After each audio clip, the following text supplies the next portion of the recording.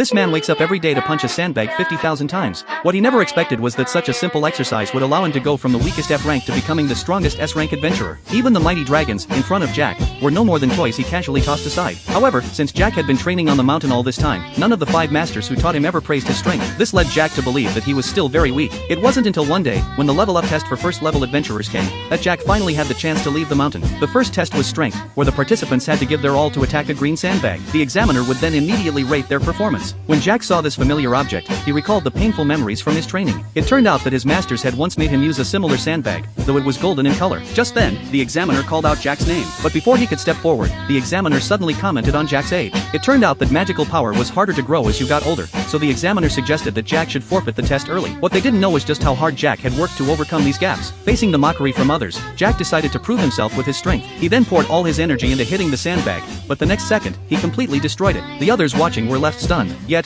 Jack himself was filled with confusion. He couldn't understand why he had so easily shattered the sandbag. As Jack left the testing area, he was suddenly stopped by someone.